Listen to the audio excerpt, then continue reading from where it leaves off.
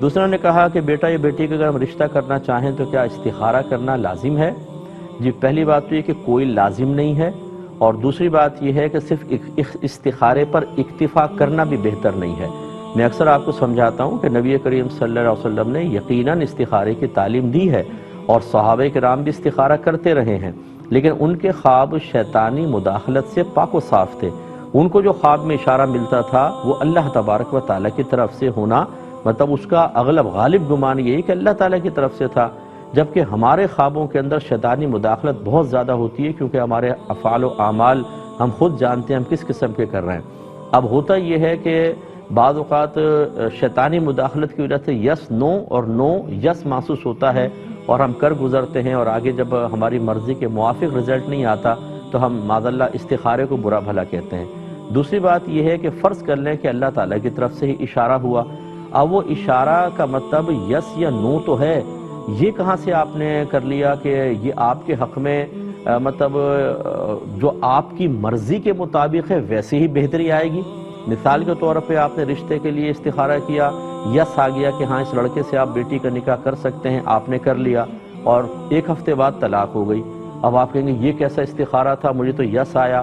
ہو سکتا ہے اس طلاق میں ہی آپ کے لیے بہتری ہو، اللہ تعالیٰ کا ازلی فیصلہ تھا یہی نکاح ہو، اور طلاق میں بیٹی کے لیے بہتری ہو۔ اب اس راز کو ہم سمجھ نہیں پاتے۔ ہمارے نزدیک تو استخارے کے بعد اگر یس آیا تو اس کا مطلب رزلٹ یہ نکلنا چاہیے تھا کہ وہ کبھی رشتہ ختم نہ ہوتا، داماد جو ہے بیٹی کا بہت زیادہ خیال کرتا، سسرال بھی بہت اچھا ہوتا، اور بیٹی ہر دفعہ آ کے بہت سسرالیوں کی تعریف کرتی، ہم کہتے ہیں دیکھا استخارے کی کتنی برکات ہیں۔ تو میں نے اپنی زندگی میں بہت سارے لوگوں کو دیکھا ہے کہ استخارے کا مطلب تکلف کرنے کے بعد پھر وہ ہم سے کویسچن کرتے ہیں صاحب وہ رشتہ آیا تھا ہم نے استخارہ کر لیا اس میں نہ آ گیا، اب اگر ہم استخارے کے خلاف چلے جائیں کوئی مسئلہ تو نہیں ہوگا؟ سوال ہی پیدا ہوتا ہے کیوں کیا تھا آپ نے استخارہ؟ خالی رسم پوری کرنے کے لیے؟ استخارہ کا مطلب ہے اللہ تعالیٰ سے مشورہ طلب کرنا۔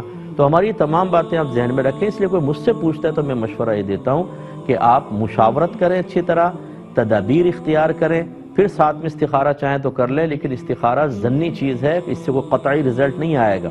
اور یاد رکھیں کہ استخارہ کا تصور نبی کریم نے خود کرنے کا دیا ہے، یہ نہیں کہ آپ دوسرے سے استخارہ کروا لیتے ہیں جی استخارہ کیجئے گا، انہیں بھی تصویر گھما استخارہ کر کے بتا دیا۔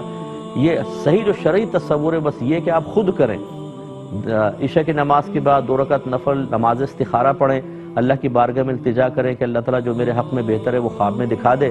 پھر اگر خواب میں آپ کو سفیدی یا سبزی نظر آئے تو سمجھ لیں یس ہے، اگر بلیک نظر آئے ریڈ نظر آئے تو نو ہے، اگر کوئی خاص علامت نہ ہو تو 1 دن کریں، 2 دن 7 دن تک کریں، کوئی نہ کوئی اشارہ آپ کو ملے گا۔ اس کے باوجود نہ ملے تو آپ چھوڑ ہی دیں، اب آپ مطلب تدبیر اور مشاورت کریں۔ لیکن میں اکثر یہ کہتا ہوں کہ استخارہ کی طرف آنے کے بجائے آپ یہ کر لیں، اس لیے نہیں کہ میں سنت کو روک رہا ہوں، بلکہ اس لیے کہ ہمارے لوگوں کے ایمان انتہائی ضعیف ہو چکے ہیں، کمزور ہو چکے ہیں، باقی شرعی تقاضے پتہ ہی نہیں ہوتے، استخارہ کرتے ہیں اور اس کے بعد معاذ اللہ کی بارگاہ میں شکوہ کرتے ہیں کہ اللہ تعالیٰ تو نے کیسا مشورہ دیا، ہماری تو بچی کا مستقبل تباہ ہو گیا، ان کے ایمان کو کون بچائے گا؟ کس نے کہا تھا آپ کو استخارہ کرنا واجب ہے؟ تو یہ تمام چیزیں ذرا دیکھ کر پھر آپ اس کے بارے میں کوئی فیصلہ کیجئے۔